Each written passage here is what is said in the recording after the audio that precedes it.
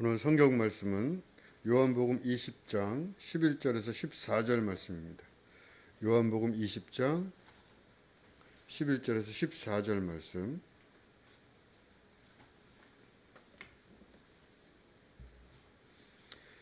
마리아는 무덤 밖에 서서 울고 있더니 울면서 구부려 무덤 안을 들여다보니 흰옷 입은 사람 두 천사가 예수의 시체에 누웠던 곳에 하나는 머리편에 하나는 발편에 앉았더라.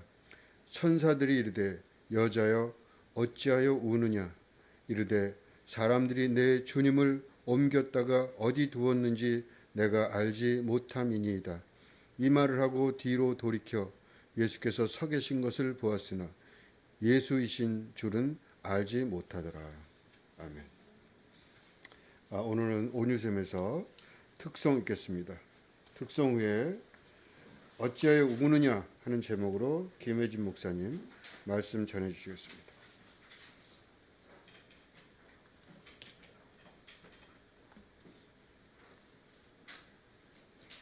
우리의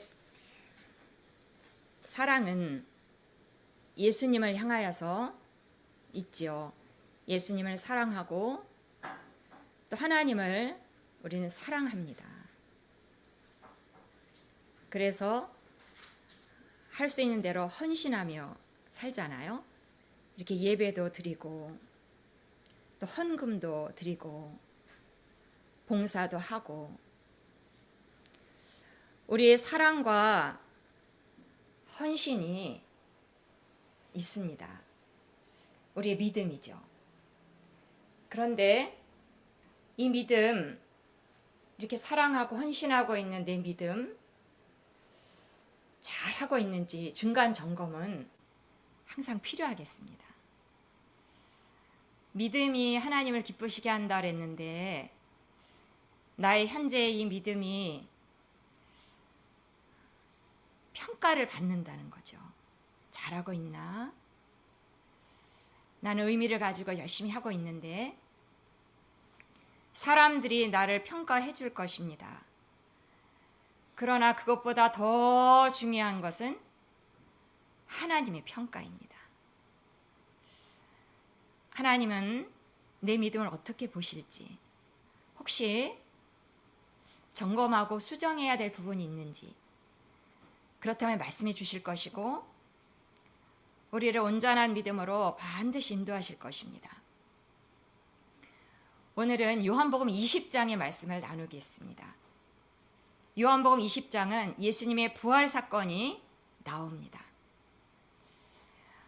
한 여인을 통해서 서두에 말씀드린 믿음의 점검. 이 여자는 믿음을 어떤 종류의 믿음을 가지고 있는가?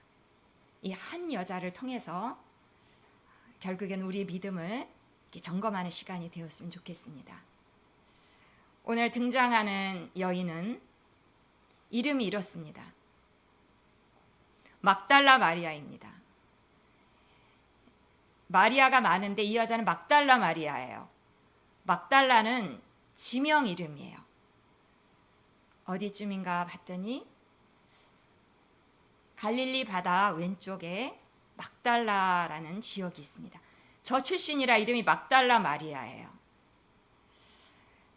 이 막달라 마리아에 대해서는 성경에 몇 가지 이 여자에 관한 이야기가 나와 있습니다. 이 여자는 심상치 않은 여자예요. 왜냐하면 한번 같이 읽으실까요? 7 귀신 나간 자 막달라인이라 하는 마리아. 7 귀신이 들렸던 자예요. 그러니 그 삶이 어땠겠어요. 근데 중요한 것은 이 여자가 예수님 통해서 치료받습니다. 고침을 받습니다. 7 귀신 들려서 사는 삶이 아니었고 사람들의 멸시와 저주와 죄인 취급받으며 살았을 텐데 멀쩡하게 돌아왔으니 이 막달라 마리아는 얼마나 감사했겠어요. 예수님의 은인이죠. 아무도 나를 동정하지 않고 근데 예수님은 나를 동정하실 뿐만 아니라 고쳐주셨으니 막달라 마리아는 예수님이 은인이고 너무너무 고맙고 그 예수님을 향하여서 사랑을 싹 틔웠을 것입니다. 막달라 마리아라고 추정되는 이야기가 또 있는데 예수님에게 값비싼 향유를 가져와서 깨뜨려 버립니다. 그리고 예수님에게 확 벗버려요. 많이 비싼 기름이었던 것 같은데 사람들의 비난에도 불구하고 이 막달라 마리아는 아낌없이 예수님한테 드리고 싶었어요. 받은 은혜가 컸기 때문에 뭐든지 좀 해드리고 싶었어요. 이 여자가 막달라 마리아인지 성경에는 정확하게 나와 있지는 않습니다. 그러나 찬송 중에 값비싼 향유를 주께 드린 막달라 마리아 본받아서 그 찬양을 생각해 보면 이 여자가 막달라 마리아이기도 하겠다 이런 생각을 하게 됩니다. 이 막달라 마리아는 그의 삶이 이렇게 묘사되어 있습니다. 같이 한번 읽겠습니다. 다른 여자가 함께하여 자기들의 소유로 그들을 섬기더라. 예수님이 너무 좋아서 이제 예수님을 따라다니기 시작한 것입니다. 그리고는 예수님과 그의 제자들을 자기의 소유로 섬기는 것입니다. 헌신이죠. 막달라 마리아는 억지로 헌신하지는 않았을 것 같아요. 기꺼이 예수님이 너무 감사하고 고마워서 나의 전생애를 통해서 이분을 섬기겠다 이러면서 따라다니고 헌신했던 것 같습니다. 막달라 마리아는 예수님을 사랑했고 예수님에게 헌신하는 삶을 살았습니다. 이 막달라 마리아, 그 믿음을 우리가 오늘 한번 살펴볼 텐데요. 막달라 마리아, 그 믿음이 어땠을까? 예수님으로부터 어떤 평가를 받았을까? 합격! 이런 평가를 받았을까요? 오늘 본문의 말씀을 통해서 우리가 살필 수 있습니다. 막달라 마리아는 평생 이르도록 예수님을 따라다닐 것이고 따라다닐 가치가 있는 분으로 생각하면서 예수님을 사랑하고 헌신했습니다. 그러나 느닷없이 예수님의 십자가에 저렇게 처절하게 죽어버린 것입니다. 너무 존경하고 나에게 은혜를 베풀고 사랑이 절로 가는 예수님이 저렇게 죽어 있을 때 막달라 마리아의 심정은 어땠을까요? 너무 비통했을 것 같아요. 사랑한 자가 저렇게 처절하게 죽어 있으니 이제 끝났구나. 이 생각에 많은 슬픔을 가졌을 것 같습니다. 그러나 마리아는 그런 큰 슬픔 중에도 자기가 할 일을 합니다.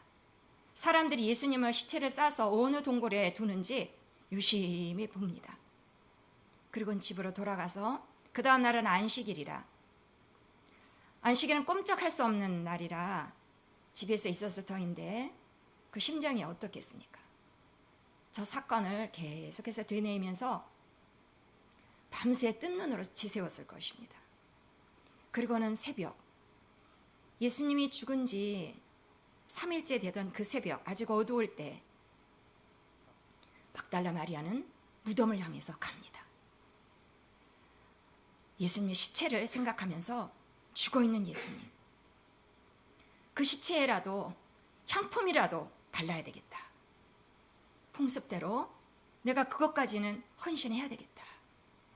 이 생각에 사로잡혀서 무덤으로 갑니다. 무덤에 도착했을 때는 막달라 마리아의 예상과는 다른 일이 일어나 있었습니다. 육중한 돌문이 열려 있었고 무덤 안에는 막달라 마리아가 머릿속에 잔뜩 그리고 왔던 예수님의 시체가 없었습니다. 마리아는 어떻게 했을까요? 울기 시작했습니다. 성경에 운다라고 표현이 되어 있지만 헬라어 원어로는 엉엉 울었다는 것입니다. 시체까지 잃어버리다니 누가 훔쳐갔구나. 이 생각에 크게 큰 소리로 엉엉 울었습니다. 그때 이 마리아는 울면서도 자기가 할 일을 합니다. 무덤 안을 다시 이렇게 들여다봅니다. 그 안에는 천사가 있었는데 천사가 마리아에게 이런 말을 했습니다. 같이 한번 읽으시죠. 천사들이 이르되 여자여 어찌하여 우느냐. 어찌하여 우느냐. 마리아에게, 지금 울고 있는 마리아에게 어찌하여 우느냐. 천사의 이 말투는 몰라서 묻는 말투가 아닙니다. 무슨 일이 일어난 거야? 이게 아닙니다. 왜 울어? 울 일이 아닌데. 그때 마리아가 뒤를 돌아다 봤을 때 예수님이 서 계셨습니다. 이 예수님은 어떤 분이십니까? 다시 살아나신, 부활하신 예수님입니다. 예수님이 마리아야 이렇게 이름을 불렀을 때 그제서야 비로소 예수님인 줄 알고 예수님을 확 붙잡으려고 했던 것 같습니다. 그때 예수님 말씀하시기를, 말씀을 읽겠습니다. 같이. 예수께서 이르시되 나를 붙들지 말라. 내가 아직 아버지께로 올라가지 아니하였노라 하시니. 예수님은 하늘로 올라가셔야 된다는 것입니다. 이거는 승천입니다. 아버지, 하나님이 아버지고 예수님은 그러면 아들이 되는 것입니다. 하나님의 아들. 하나님의 아들은 이제 예수님은 하나님 아버지께로 올라가야 되는 것입니다. 지금 부활도 긴가민가 하고 있는 마리아에게 예수님은 부활 다음에 승천을 이야기하는 것입니다. 예수님이 하나님 아버지께로 올라가요. 하나님 아들이에요. 하나님 아들로 왔다가 하나님에게로 있던 자리로 갑니다. 하나님 우편으로 갑니다. 이 승천을 말씀하시는 것은 그 안에 무슨 뜻이 함축되어 있는 것일까요? 내가 그리스도다. 내가 메시아다. 내가 하나님이 보내신 구세주이다. 너의 구세주요. 세상에 보내신 구세주다. 이 말씀을 전하는 것입니다. 마리아는 십자가 죽음 앞에서 그게 끝인 줄 알고 부활을 생각하지도 못한 마리아에게 예수님의 부활에 대해서 몸으로 보여주십니다. 마리아의 믿음에는 이 부활이 없었어요. 예수님의 죽음만 보고 슬픔, 몹시 슬퍼하는 상태에서 이제 부활을 가르쳐 주십니다. 그런데 여기 하나 더 가르쳐 주시잖아요. 뭘 가르쳐 주셨다고요? 그 다음엔 뭘까요? 승천입니다. 예수님은 마리아에게 마리아의 믿음을 이렇게 이끌어 주십니다. 십자가로 끝나는 게 아니야. 3일 후에 부활이 있어. 부활이 끝나는 게 아니야. 승천이 있어. 예수님은 마리아에게 이것을 지도하시는 것입니다. 마리아의 현재의 믿음에 이것을 가르쳐 주시는 것입니다. 여러분, 십자가와 부활과 승천, 이것은 예수님에 관한 이야기입니다. 예수님이 오셔서 이 땅에서 하신 일이 마치시고 올라가신 일, 예수님의 이야기입니다. 이것은 예수님 혼자 이루신 일이 아닙니다. 하나님이 계획하시고 이루신, 예수님을 통하여서 이루신 그 일입니다. 여러분, 이것은 하나님이 우리를 위해서 하신 일입니다. 사람을 구원하시는 하나님의 방법입니다. 이건 구속사라고 하는 것입니다. 우리랑 관계가 깊습니다. 우리를 위해서 이 일을 하신 것입니다. 이렇게요. 우리를 위해서, 사람을 위해서, 인생들을 위해서, 온 세상을 위하여서 예수님이 하신 일입니다. 하나님이 이루신 일입니다. 이 막중한 일을 예수님이 마리아에게 알려주시는 것입니다. 확인시켜 주시는 것입니다. 우리에게도 똑같습니다. 이것은, 이 이야기는, 예수님 이야기는 성경, 하나님의 말씀이 성경의 맥입니다. 성경에는 저 이야기가 나와 있어요. 줄거리예요. 줄거리를 빼놓을 수 없잖아요. 하나님이 우리에게 전달하고자 하는 말씀, 저 메시지예요. 예수님이 왔고 죽었고 부활했고 승천했다. 이 줄거리를 우리에게 알려주시는 것입니다. 성경의 기록 목적입니다. 우리가 성경을 상고하거니와 성경이 나에 대해서 말하고 있느니라. 예수님 말씀 똑같지 않습니까? 성경의 맥입니다. 이것을 놓쳐서는 안 된다는 말씀입니다.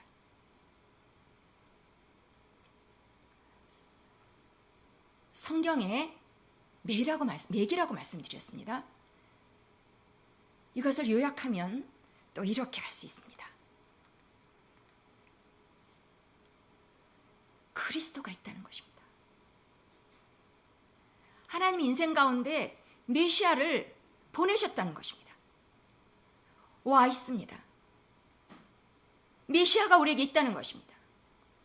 이 험한 세상, 우리의 죄로 인해서 벌어진 일이지만 우리가 날마다 겪는 이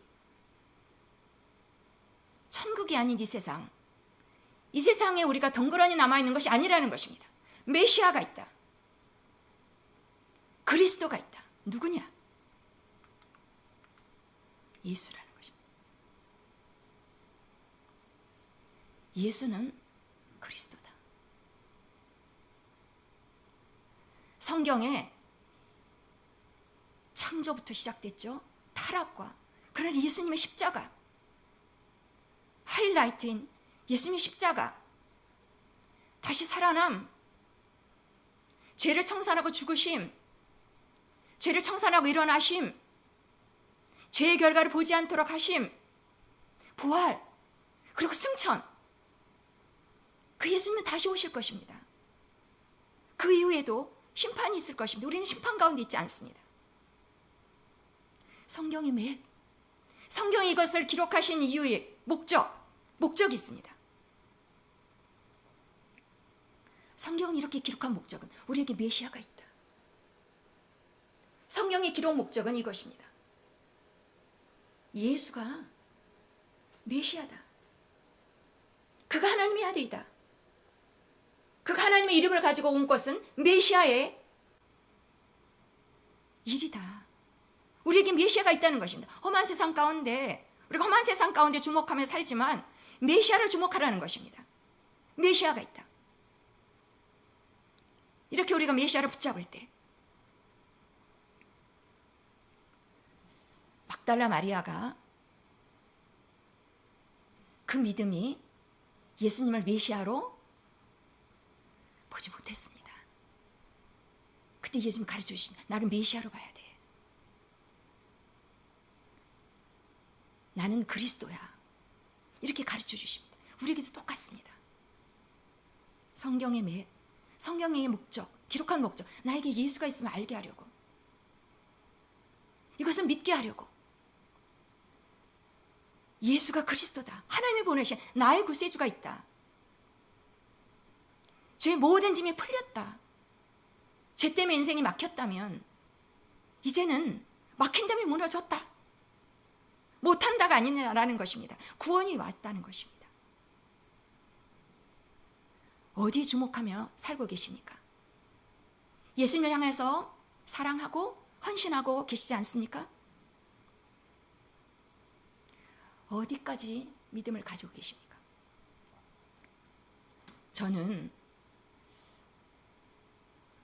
성경을 사랑했고 예수님을 사랑했고 헌신했습니다. 그런데 예수가 메시아, 나의 삶에 메시아가 있구나. 그런가 보다. 이렇게 시작했던 것 같습니다. 그런가 보다. 그런데 믿음이 자꾸 생기는 거예요. 그렇네. 메시아가 있는 게 맞네. 이게 맞네. 딱이네. 이렇게 점점 계시가 열리는 것 같습니다. 맞습니다. 우리가 이미 가지고 있는 예수, 메시아, 그것을 내 것으로 점차적으로 믿어지도록 성령의 도우심이 필요하고 내 믿음의 발휘가 필요합니다. 맞네. 예수가 메시아가 맞네. 나의 구세주가 맞네. 내게 구세주가 있는 게 맞네. 인생의 구세주를 보내신 게 맞네. 이렇게 계시가 열리는 것입니다. 오늘 말씀에서는 성경의 기록 목적, 예수가 그리스도라는 것을 알려주려고, 그걸 믿을 때 우리 그것을 받아들이고 그것을 믿을 때 그것을 받아들일 때 그 결과는 영생입니다. 그걸 믿을 때, 그걸 붙들 때, 그걸 붙잡을 때 내 삶 가운데 들어오는 것은 영생입니다. 영생은 다르게 표현하면 생명입니다.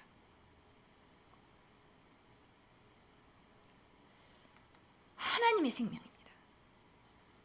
없던 것이 생기는 것입니다. 하나님의 생명이 우리 안에 들어오는 것입니다. 예수를 그리스도로 붙잡을 때, 하나님의 하신 일을 그대로 받아들일 때 내 안에 영생이 주어지는 것입니다. 하나님의 본성이 내 안에 장착되는 것입니다. 하나님의 자녀로 사는 권세가 주어지는 것입니다.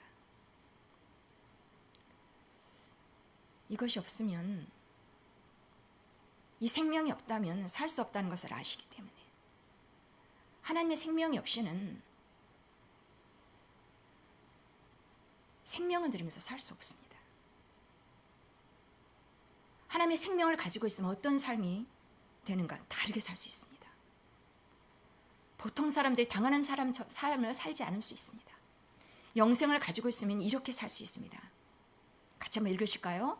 포로된 자에게 자유를, 눈먼 자에게 다시 보게 함을 전파하며 눌린 자를 자유롭게 하고, 예수님이 와서 하신 일입니다. 예수님이 가져온 것이 영생입니다. 우리에게 와 있는 이 영생의 특징이 이것입니다. 묶이지 않습니다. 답답한 일을 당해도 포로가 되지 않습니다.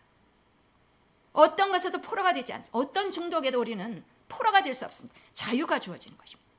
생명의 특징입니다. 하나님의 생명의 특징입니다. 예수를 그리스도로 믿을 때 내 안에 나타나는 것이 영생입니다. 눈먼 자는 보게 됩니다. 한계를 넘어가게 됩니다. 눌린 자는 자유롭게 됩니다. 예수님이 하신 일이, 그게 내가 누리는 영생의 특징입니다. 오늘 등장인물인 막달라 마리아에게 예수님 이런 말씀을 하셨습니다. 같이 한번 읽어보겠습니다. 예수께서 이르시되 어찌하여 울며 누구를 찾느냐? 마리아는 울고 있었습니다. 마리아의 심중에는 슬픔이 가득했어요. 예수님을 사랑하는데도, 예수님에게 헌신하는데도, 슬픔이 잔뜩 들어있는 것입니다. 어찌하여 우느냐? 울지 말라는 거죠. 너 왜 우니? 누구를 찾느냐? 메시아를 찾아야 된다는 것입니다. 내가 메시아야. 왜 우니? 천사랑 똑같은 말. 울 필요가 없다는 것입니다. 마리아의 믿음을 점검해 보았습니다. 마리아가 결국에는 메시아를 메시아로 받아들입니다. 우리에게도 이런 중간 점검이 꼭 필요하고 문제가 있는 믿음에 서 있을 필요가 없지 않겠습니까? 예수는 그리스도. 우리가 그걸 붙들어야 되는 것입니다. 그때 영생을 누리게 되어 있습니다. 마지막으로 질문을 하나 드리겠습니다. 오늘 막달라 마리아가 주요 등장인물로 이야기되었는데 마리아의 중심에 있었던 것은 말씀드린 대로 슬픔입니다. 이 슬픔은 어떤 것일까요? 한탄. 내 인생에 대한 한탄.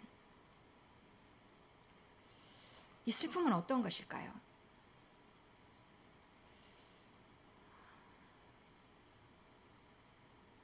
이 슬픔이란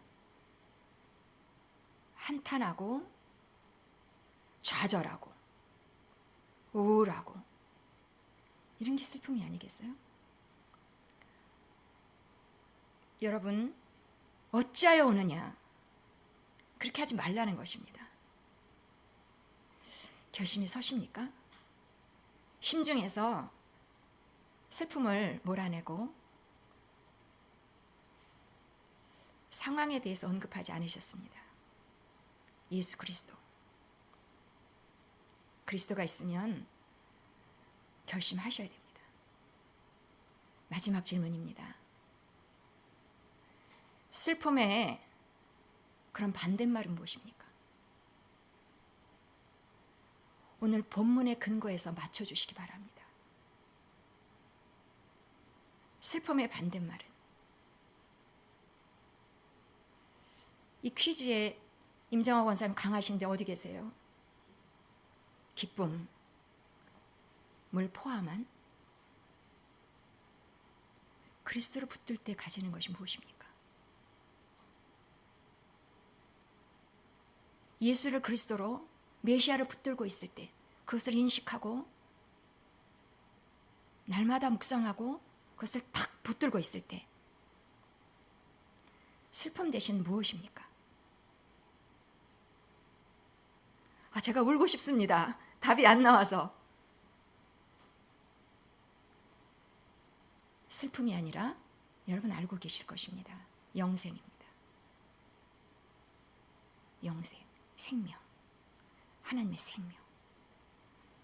그거는 기쁨이 충만하게 포함되어 있죠. 우리는 영생을 소유하는 자지 슬픔을 담아두고 있을 자가 아니라는 것입니다. 어찌하여 오느냐? 메시아로 돌아가시고 영생을 누리시는 막달라 마리아 막 뛰어갑니다. 내가 주를 보았다. 예수님의 승천에 대해서 제자들에게 달려가서 기쁨으로 전달합니다. 우리에게도 그와 같은 일이 일어날 것입니다. 기도하겠습니다.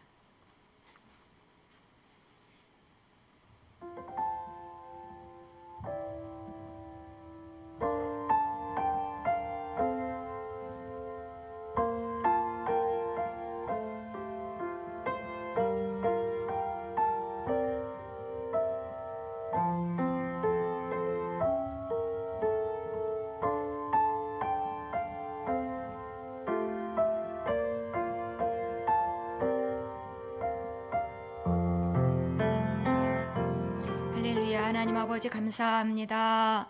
우리 가운데 예수 그리스도를 보내시고 우리 가운데 메시아를 보내시고 메시아 예수 그리스도를 믿게 하시고 그로 인하여서 영생을 누리게 하시고 우리가 더 이상 인생 가운데 슬퍼하지 않도록 우리의 삶을 바꾸셨습니다. 이 비밀이 이 복음이 우리 가운데 계속해서 인식되도록 성령님 도와주옵소서. 감사드리옵고 예수님의 이름으로 기도합니다.